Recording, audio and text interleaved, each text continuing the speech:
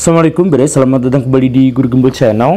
Sama seperti di wilayah lain, di negara lain, di region lain, bangsa kita itu sering terlibat dalam konflik horizontal. Tetapi Baraya sadar nggak bahwa konflik-konflik horizontal di Indonesia itu biasanya tidak mewakili kepentingan masyarakat, tetapi mewakili kelompok-kelompok atau elit-elit gitu. Jadi misalkan ketika pemilu, kita tuh berantem, berdebat, saling hujat, saling maki, padahal bukan kepentingan kita gitu. Kita tuh membela misalkan A, atau membela B, atau membela C. Nah, ketika A, B, C-nya sudah berkoalisi bersatu dalam satu pemerintahan, ya udah, kitanya ternyata cari tuan yang lain gitu, cari majikan lain, cari orang lain yang kita bela habis-habisan, kita bela mati-matian. Nanti setelah mereka bisa mencapai tujuannya dan kita tidak, ya sudah, kita cari lagi, begitu aja seterusnya. Jadi politik seperti itu. Atau misalkan yang sekarang lagi seru tuh polemik nasab, polemik Habib gitu ya. Nah, orang-orang yang bersengketa itu bukan orang yang sama sekali memiliki kepentingan terkait dengan status itu, tetapi orang yang pro terhadap orang yang memiliki kepentingan ini dan pro terhadap orang yang memiliki kepentingan itu, dan mereka berdebat hebat, mereka apa? Ya tapi demi majikannya gitu. Nah, kita tuh kenapa selalu terlibat dalam konflik horizontal di mana kita tidak memiliki hubungan dan kepentingan yang langsung terhadap perebutan itu atau konflik itu. Nah, jangan-jangan kita itu adalah memang budak atau mentalitas kita adalah mentalitas budak. Jangan-jangan. Tapi kalaupun jangan-jangan, saya akan sebutkan bahwa 98% orang yang nonton video ini itu adalah orang-orang yang bermentalitas budak. Jadi apakah Baraya termasuk orang yang 2% atau yang 98%? Simak videonya sampai tuntas. Kalau Baraya termasuk orang yang 2% yang bukan mentalitas budak, maka silahkan tulis di kolom komentar, saya bukan orang bermental budak. Yuk kita bahas.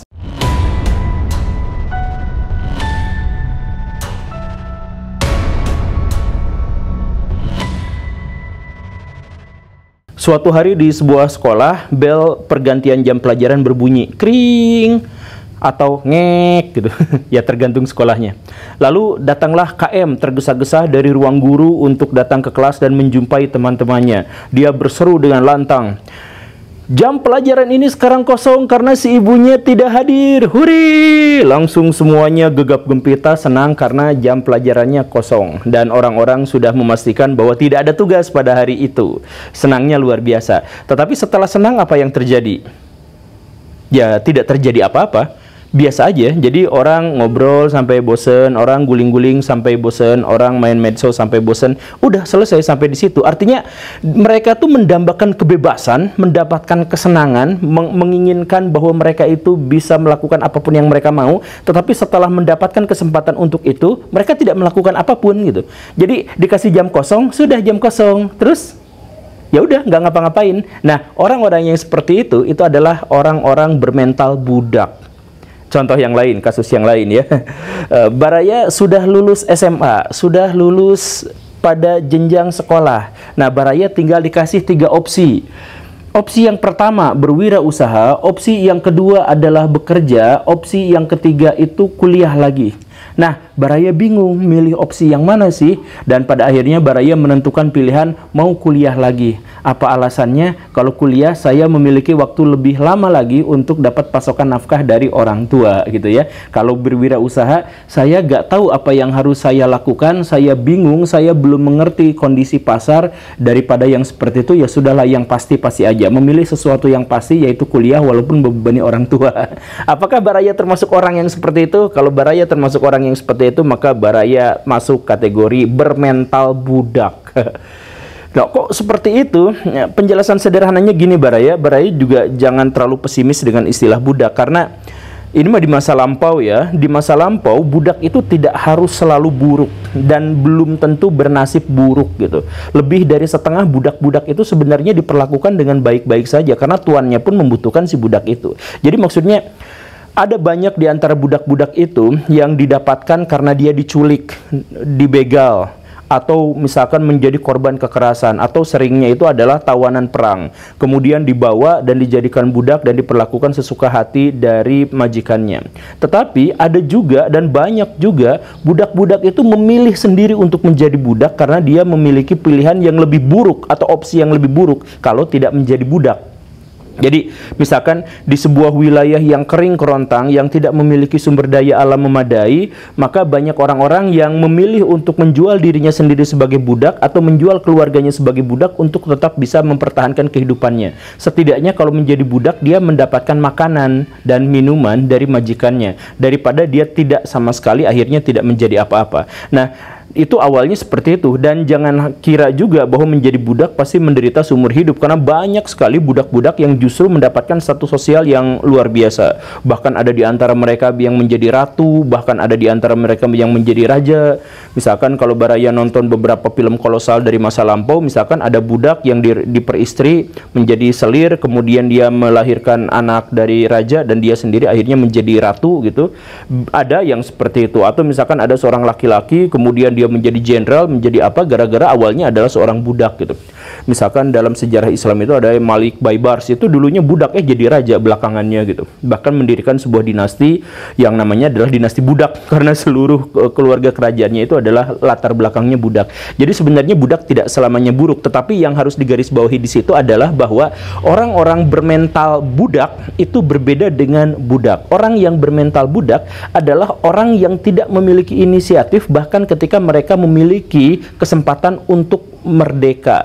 Jadi sama seperti tadi, ketika ada siswa-siswa yang diberikan kemerdekaan 2 jam pelajaran, kalian bebas melakukan apapun karena tidak ada guru yang akan mengawasi. Dan apa yang terjadi? Mereka nyaris tidak melakukan apapun.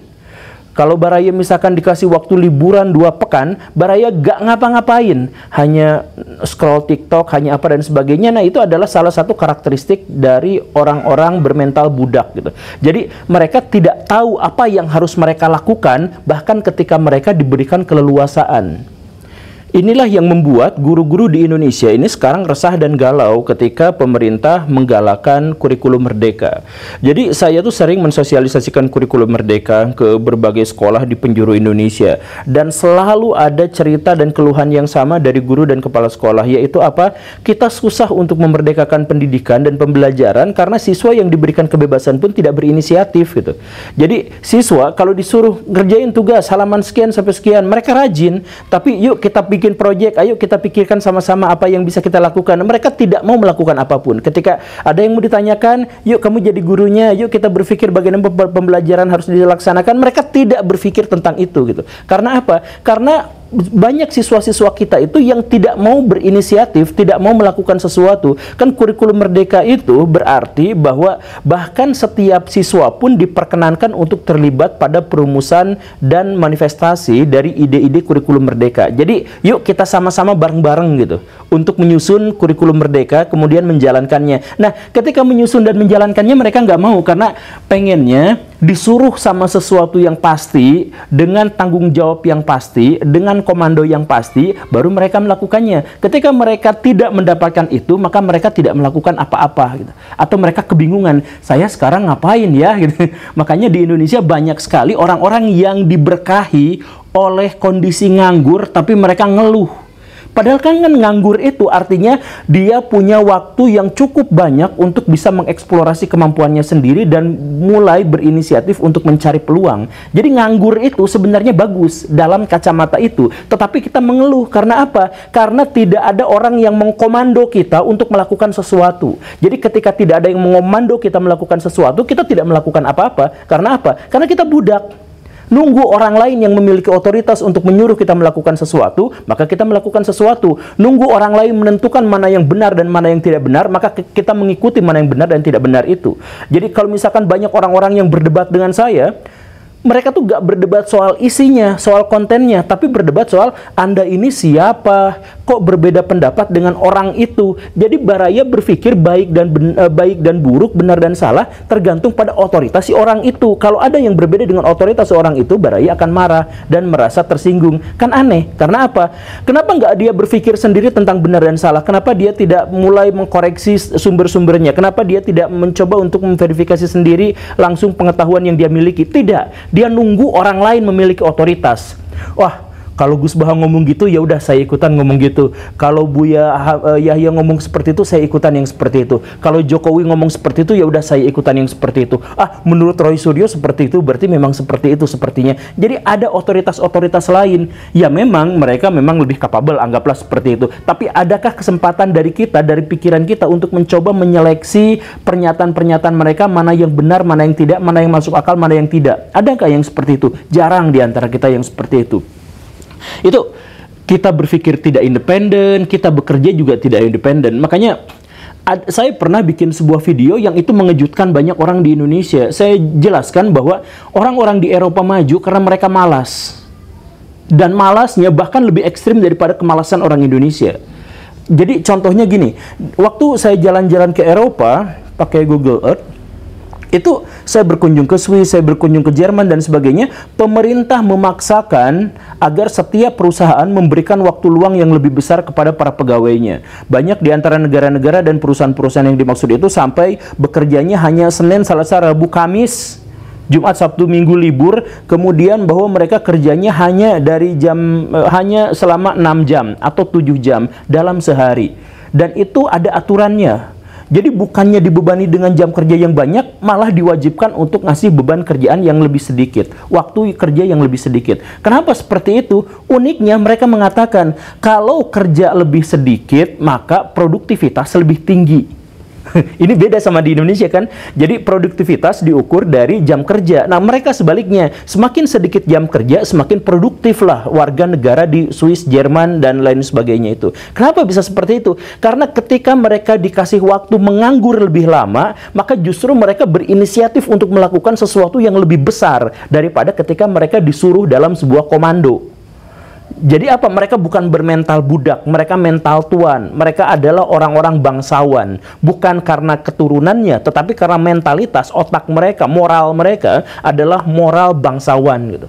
Jadi ketika mereka dikasih waktu untuk menganggur, mereka bisa menciptakan ini, membuat itu, berinisiasi ini, melakukan ini, membangun kelompok, membangun jaringan, menciptakan sumber daya, kemudian membuat teknologi-teknologi baru, dan lain sebagainya. Jadi dikasih waktu luang, mereka langsung tahu apa yang mereka lakukan. Sedangkan kita gak punya visi hidup, gak punya tujuan hidup, hidup mengalir aja seperti air. Jadi nungguin orang mengomando. Pas kita dikasih waktu luang, kita ngapain ya? Gak ngapa-ngapain, karena kita tidak bisa membangun diri kita sendiri. Karena apa? Kita nunggu disuruh, kita adalah mental budak. Bener nggak gitu? Silahkan Baraya resapi diri sendiri, silahkan Baraya berintrospeksi diri. Apakah Baraya termasuk orang-orang yang seperti itu? Ketika dikasih nganggur, Baraya malah menganggap itu sebagai beban pikiran, karena Baraya memang tidak bisa melakukan apapun. Baraya senang ketika Baraya bekerja pada orang lain dan mendapat komando dari orang lain.